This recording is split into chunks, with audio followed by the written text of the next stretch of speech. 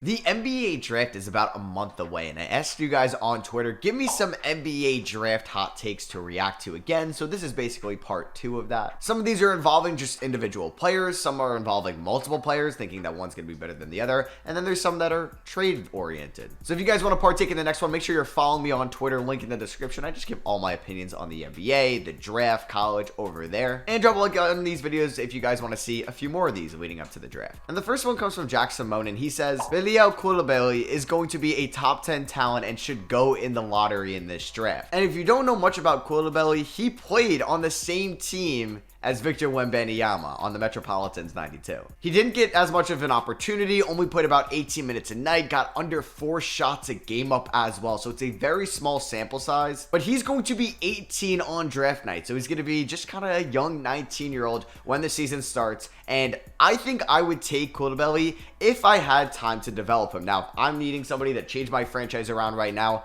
I would not do that. But if I have multiple first-round picks, like the Indiana Pacers, or I'm picking somewhere where they don't need to really come in and make an immediate impact right away, like the Pelicans, because they have a pretty deep roster, I would look at Koulibaly as well. And I like this take from Jack, because I think he definitely has the potential to be a top 10 guy. He has a super high ceiling, but very low floor as well. He's coming in around the 15 to 20 range for me, so I'm not as high on him as some other guys, but I'd be perfectly okay with him going in the lottery. I do wonder if he's going to go before or after guys like Ryan Rupert, Sidi Sissoko, or Leonard Miller, because those are the tier of guys that have super high upside, but might need a little bit of time to develop. Next one comes from Spencer, and he says that he would take Taylor Hendricks above Jarris Walker, Cam Whitmore, and both the Thompson twins. I love Taylor Hendricks in this draft. I'm still charting him and want to decide if I'm going to have him in my top 10, in my top 8, maybe I have him at 5. He's going to be 19 when the season starts. He's a perfect 6'9" power forward that can play defense and can shoot the 3 ball. He played at UCF last year, not the best conference in the world, but he did take around 5 threes a night and shot 39% from 3. And in this day and age, you can have a prototypical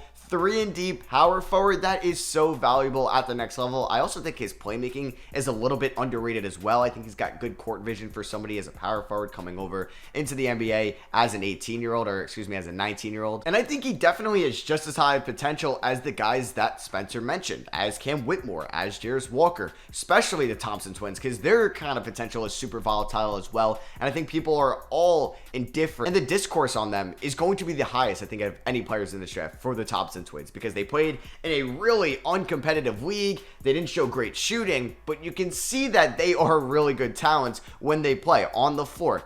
I think Asor Thompson's ball handling is super underrated in this draft. He might be one of the best ball handlers in this draft. And I think I could talk myself into liking Taylor Hendricks above Cam Whitmore and Asor Thompson. It might be hard, though, on Jarris Walker and Amen Thompson for me. Next up is a trade one from Ryan, and he says that Dallas is going to trade the 10th overall pick, JaVale McGee, Davis Bertans, and Tim Hardaway Jr. for Aiden on draft night. Now, I saw a rumor of this trade on Twitter. It also involved Josh Green, which definitely wouldn't happen for Dallas. Like, they would be giving up way too much to Phoenix there. Like, getting Tim Hardaway Jr. for Phoenix is a plus for Aiden, just another shot creator off the bench. But you're also getting Josh Green, who showed so much potential last year and really took that next jump for somebody in his career development. And then you'd also be getting the 10th overall pick. Yeah, that's too rich for Aiden, in my opinion. But this one I think is interesting, because McGee, Bertans, they're washes at this point. They're bad expiring contracts. You send them to Phoenix, who needs some depth. Like, they traded a lot of their depth for Kevin Durant, so they kind of need to bring those guys in. Tim Hardaway Jr.,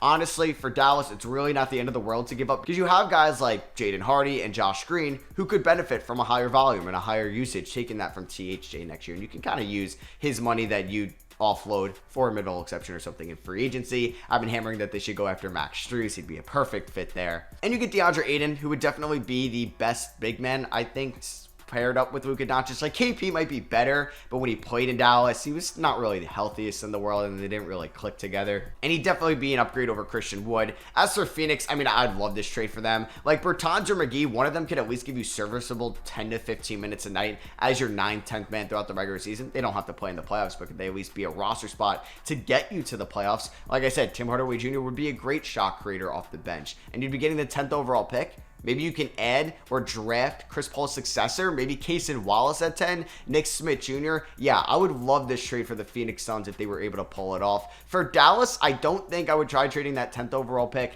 for DeAndre Ayton. I would maybe pivot and look at guys like OG Anunoby or Miles Turner if he were available. We got this one from H-Timester, and it's Nick Smith will fall into the second round. Okay, this is not happening. The value, or at least the perception on Nick Smith, is super low at this point. And I've been watching some of his film. He was injured a lot last year, man. He was not in the perfect situation health-wise, and it's tough going into the SEC, which is one of the better conferences in basketball when you're playing and dealing with injuries. And I love the way Nick Smith plays. I think I might have him as a top 10 player in this class. I'm going to take that chance. I'm going to take that risk on Nick Smith because I think he has the tangibles. I think he has the ball handling, the shot making, the decision making to be a very good point guard or maybe even shooting guard at the NBA level. I really like the way he plays. I think Nick Smith is going to go in the top 20 for sure.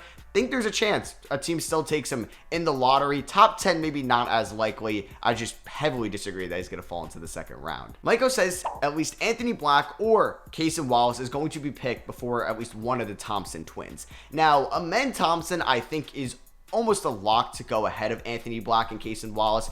I really like Cason Wallace. I like him more than Anthony Black, and I'm not as high as Anthony Black as some other teams are, or at least some other draft analysts. I'm just kind of scared about that shot at the next level, but we'll see. For this, though, I think there's a chance that one of Wallace or Black can go before Ausar Thompson. Like, I think it really depends what Orlando does at 6, and hey, maybe Detroit falls in love with Ausar Thompson at 5, saying for this, like, Amen goes at 4 to Houston. Yeah, maybe Ausar goes there. Maybe Indiana really likes Ausar at 7, and then this is just a wrong take. But I think there's a chance that Ausar could fall to 10, 11, or 12. And we see Anthony Black maybe go as high as 7 to the Pacers, and they think he's a perfect fit next to Halliburton. Or he goes 6 to the Orlando Magic, and they think he could be in a backcourt with Markel Fultz. That might get too crowded because they already have Suggs and Cole Anthony there. So I think this is going to be a tough take. I think you really need a sort of drop here, which I don't see happening because I think the potential and the value he has to potentially Detroit or Orlando or Indiana at 5, 6, 7, I don't think he makes it past one of those teams. Second to last one here from Sean Hulver. He says one of Amen Thompson, Brandon Miller, or Cam Whitmore will fall to the Lakers at 17. Now, Amen Thompson is not falling out of the top 10. Brandon Miller is not falling out of the top 5. And in my opinion, Cam Whitmore is not falling out of the top 10. I have top 10 grades on all of these players. I have Brandon Miller as my third best player in this class. And I have Amen Thompson right around the 5 to 7 range. And I also have a top 10 grade on Cam Whitmore, which isn't solidified yet. You're sipping the Lakers Kool-Aid delusional fan juice with this one. I don't think either of the three fall outside of the top 10. If the Lakers want one of these guys, they definitely would have to trade up. And the last one comes from Brett. He says the Blazers won't find a deal they like and are forced to make the pick at 3. I think there's a good chance that this happens, but I think Portland needs to realize, especially if Scoot Henderson falls to 3 and Charlotte takes Miller at 2, you got to trade Damian Lillard. You can't have a team of Anthony Simons, Shaedon Sharpe, Damian Lillard, and Scoot Henderson. That just would not work out. I also don't love them just drafting Brandon Miller at 3 and thinking that's going to change anything because it's not. Dame, Simons, Miller, Grant, Nurkic. That might get you the 7th or 8th seed in the West, but you are not winning multiple playoff series with that starting 5. You're asking way too much out of Brandon Miller in his rookie season. And I don't really love the idea of trading the 3rd pick and Anthony Simons to keep Damian Lillard. Like, unless you're getting an absolute superstar, I don't think it's worth it. Like, you trade those picks or you trade those 2 assets for Pascal Siakam, who's an expiring deal. Does that really get you over the hump in the Western Conference? You still have to start Yusuf Nurkic at your 5. Jeremy Grant is still a free agent. You're asking a lot out of Shaedon Sharpe to take that next step next year. I don't really know if I love that. Same thing with Paul George. He's just been injured the last few years, and you're giving up Simons and pick 3 to go get him. I don't think that's worth it either. If I were the Portland Trailblazers, this would be the time to trade Damian Lillard. Not because you got the 3rd pick and asset to move. No, this is the time where you can now have a good young core, something you haven't had in so long in Portland. You trade Damian Lillard for multiple first-round picks and a good young player to build around in return. And you have all those assets with Sharpe, the 3rd pick, which could be Scoot Henderson, which would be like, yes, you take Scoot. He's a generational point guard. You have Shaedon Sharpe, and you go from there. You're just adding on to your draft picks, and your future would look so much brighter. But that's just what I would do as the Trailblazers. I honestly think that they aren't going to make a trade, but we'll see. So yeah, those are some of your guys' draft hot takes. Let me know if you agree with them or disagree with them in the comments below. I got over 100 replies, so sorry if I couldn't get to yours. I am so excited for the NBA draft. Like, I'm going to be coming out with mock draft, and my big board will be out probably in the next 2 weeks. But yeah, thank you all for watching. I love you guys, and I'll catch you on the next one. Peace.